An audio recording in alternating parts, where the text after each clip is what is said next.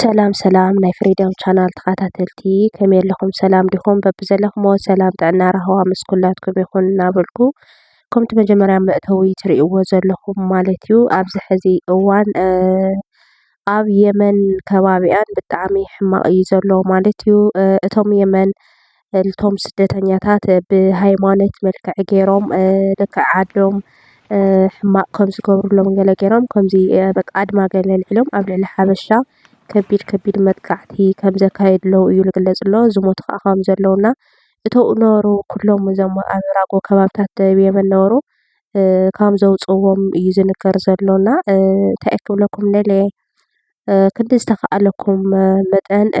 ዓቕሊ ክትገብሩ ኣለኩም። ብፍላይ ኣብኡሲ ምስ የመን ገለ ትበኣሱ ሰባት ገለ የመናት ከባቢ ዘለኹም ጥንቃቐ ግበሩ ክብል ይደሊ ማለት እዩ እና ብጣዕሚ ኣሸጋሪ እዩ ዘሎ። ሸርና ገበርና ድምፂ ተንኾኖም እቶም ኣሕዋትና ኣብ ዓድኻ ዘይጠዓመ ካብ ስደት ዘይጠዓመ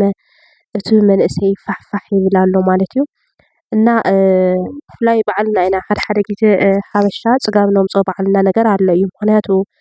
እቶም ምስቶም የመን ዘይምስምዕማዕ ወይ ምቕታል መጠን ዝኾነ ፀርፍታት ዝኾነ ኢለ ይኮነ እዩ። ምክንያቱ ናይ ሓበሻ ምኽኣል ከዓ የብልናን ብሓደ ወገንና ዝተፈላለዩ ጠባያት ክርእዩ ከለዉ ካብ ዓድና ከወፁና ኣለዎም ኢሎም ከዓ ተደልዮም ይቐትሉኻ ተደልዮም ከም ደስ ዝበሎም እዮም ዝገብሩ። ናይ የመን ርእሲ ከዓ ከምቲ ኩላትና ንፈልጦ እዩና ክንዲ ዝተኸኣለኩም መጠን ጥንቃቄ ግበሩ። ኣምላኽ መዋፅቶ ይፍጠረሎም ናበልና ማለት እዩ። ብጣዕሚ ሕማቕ እዩ ዘሎ ዝሞቱ ከም ዘለዉ ይነገር ኣሎ። ውፁና ከም ዝበልዎም 3 መዓልቲ 4 መዓልቲ ኣብ በረኻ ኣብ እኽልን ገለን ዘይብሉ ተደብርዮም ከም ዘለዉ ድምፂ ክኹኑና እዮም ዝብሉ ብዝተፈላለዩ ማሕበራዊ ሚድያና ንሕና ከዓ ክንዲ ዝተኸኣለና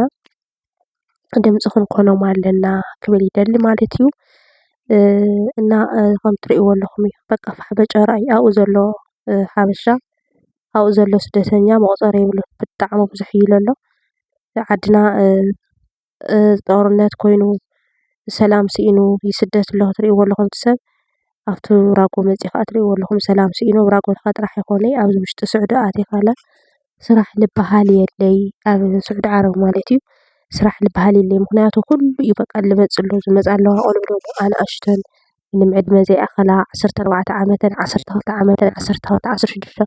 ዓመተን ዝሓነቆ ደለልቲ የምፅእወን ኣለዉ። ኣምፂኦም ከዓ ምንም ካብ ዓዲ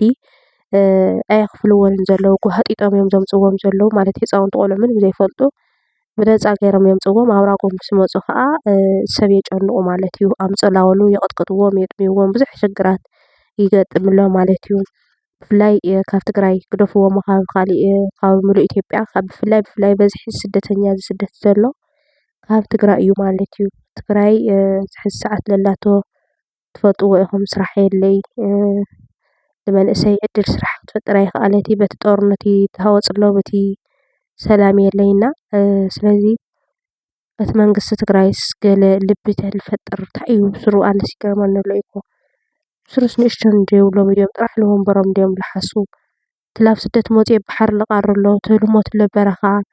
ብስሩ ለይህዝቡ ገይሩ ድዩ ወሲድዎ ዋላ እንታይ እዮም እቶም መራሕቲሲ ከመይ እዮም ዝሓስቡ ኣነ ይገርመኒ ኣሎ። ደሞ እዚ ኩሉ ዘየቢልካ ካልኣይ ጦርነት ካልኣይ ባዕልኻ ንባዕልኻ ንክትዋዳእ ባዕሎም ይጉስጉሱ ኣለዉ እቲ መሕዘኒ ነገር ማለት እዩ። ኣብዚ ስዑዲ ዓረብ መፂኻ ስራሕ የለይ ኣሕዋተይ ኣብ ዓዲ ዘለኹም ኣብዚ ስዑዲ ዓረብ መፂኹም ከምዚ ካሊእ ዘሎ ከምዚ ካሊእ በቃ ይመስለኩም ዶ ይኸውን እዩ ሞት ልሞቱ ግን ኣብ ዓድካ ኮይንካ እዩ ፅቡቕ። ምክንያቱ ክንደይ ስደት ኣብዚ ስደት ኣብ ራጎ ስዑዲ ዓረብ ክንደይ ሽግር እዩ ዘሎ እና ኣሕዋተይ ማዕረይ ክንዲ ዝተኸኣለኩም ኣብ ዓድኹም ብንእሽተይ ነገር ዋላ ኣብ ዓድኹም ስርሑ። ምክንያቱ እቶም ደለልቲ ብምንም ነገር ዘይፈልጥዎ ከምቲ ትሪእዎም ኣለኹም ህፃውንቲ ቆልዑ ብቀዳማይ እኳ ብፅቡቅ ዜናታት እናተመሓላለፈ ነይሩ ካብ ዓፋር ተታሒዞም እቶም ትሪእዎም ኣለኹም ናብ ትግራይ ከም ዝመለስዎም ይዛረቡ ኣለዉ። ግን ዋላ ተመሊሶም እዮም ዝመፁ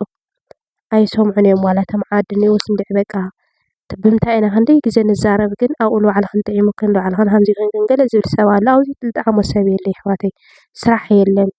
በቃ ስራሕ ዝበሃል የለን። ምክንያቱ በዝሒ ሰብ ስለዘሎ እቶም ዓድኻ ኢኮኖሚ ስለዝወረዶም ገንዘብ ስለዘይብሎም ኣብዚ ስራሕ የለን። ኣብ ስዑድ ዓረብ ካብ ዝሰርሕሲ ኮፍ ልበለ እዩ ዝበዝሕ ካብኡ ከዓ ጠለብ ስለዝተኸፈተ ብመንግስቲ ብጠለብ ገለ እየን ዘምፅኣ ኣለዋ ስራሕ ዝበሃል የለን ሕጂ ኣሕዋተይ ማለት እዩ። ስለዚ ኣብዚ መፂኻ ኮፍ እዩ ጭንቀት እዩ ኣብ ራጎ መፂኽን ዝሕውለልክን ሰብ የለይ ሽጋር እዩ ተሓዊልክን ተኣትኽን ስራሕ የለይ ኮፍ ኢልካ ጭንቀት ኮፍ ኢልካ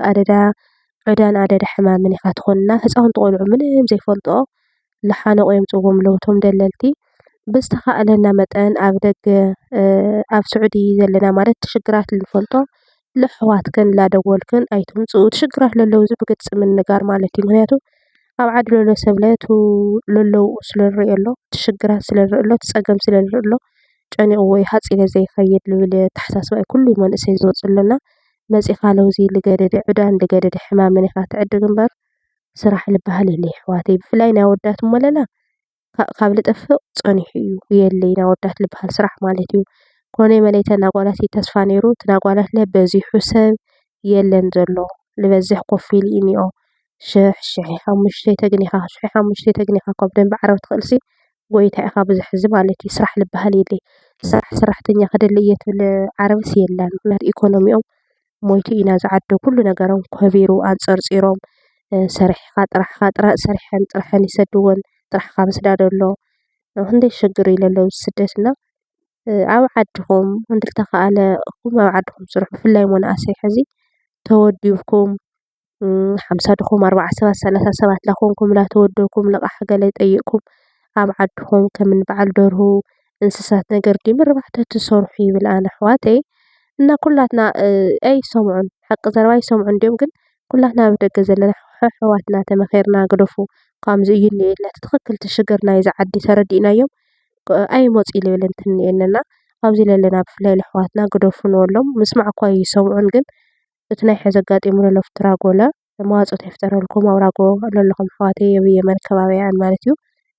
መዋፅኦ ይፍጠረልኩም ኣምላኽ እምበር ካብ ኣምላኽ እምበር ካብ ሰብ እኳ ክንደይናይ እና ድምፂ ኩንዎም እንድዒ ንእሽተን ተዝሓልዋ ዋላኻውስ ብሰላማዊ መንገዲ ተውፅዎም እዩ እምበር የመን ኣብ ብር ለበሎም ማለት ኣብ ደለይዎ ይትኩሱ ኣብ ዘይበልዎ ከዓ እንትን ይብሉ ማለት ገልብጥ ስለዝብሉ መትሓዚ ስለዘይብሎም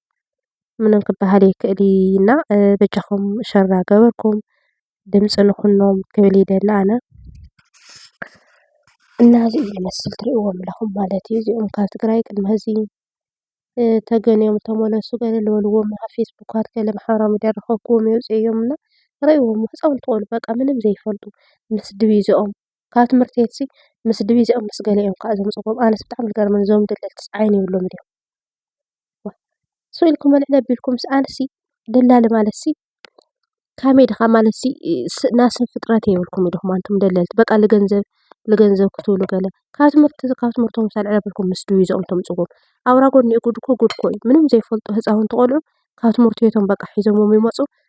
ኣለኹ የብሉ ገለ የብሉ ሓዋለ ይሓዙ ግዛዕ ይሓዙ ማለት እዩ መፂኦም ኣብኡ ይድብረዩ ኣብዚ ዘሎ ሓዋለ ከዓ ንዓምፅእ ይበሃል ካበይ የምፅእ ይሓውሎ እዚ ዘሎ ስራሕ የለይ ገለ የለይ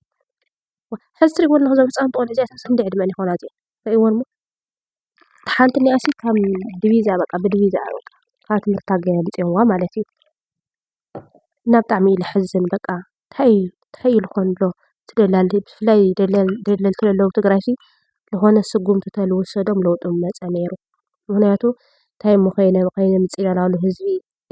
ሂወት ህዝቢ ላጥፍኡ ሂወት ዕሸላት ላጥፍኡ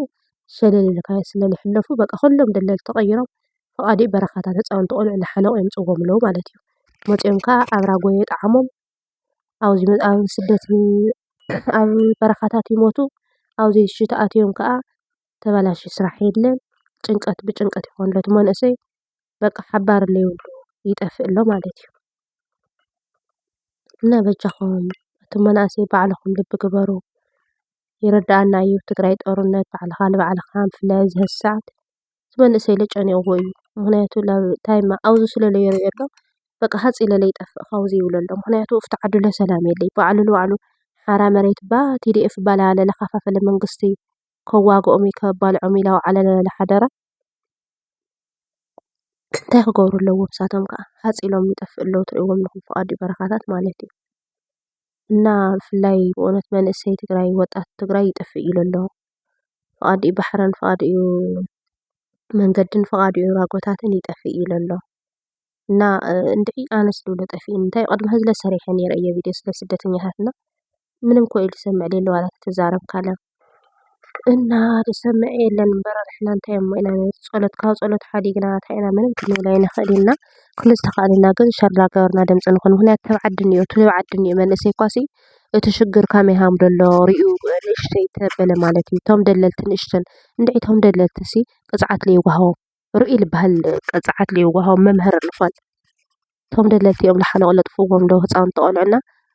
ኣነ እዚ ክብል እየ ልኽእል ክቡራት ተኸታተልቲ ቅድሚ ሕዚ ተዛሪበ እየ ነይረ ስለ ስደተኛታት ግን እንታይ እሞ ባዕልኽን ጥዒምክን ባዕልኽን ውጡይ ዓዲ ኮንክንስ ይልብለካ ተባዓዲ ዘለካ ኣይርድአልካ ነጥዕሞ ኣይኮንናን ዘለና ስደት ስዲ እዩ ስደት ስዲ እዩ ኣብዚ ስራሕ ተሰኣንካ ጭንቀት ተሓመምካ ጭንቀት ትሕከመሉ የለ ክንደይ ጭንቀት እዩ እኒኦ እና እዚ ይመስል ነይሩ ክቡራት ተኸታተልተይ ቻው ቻው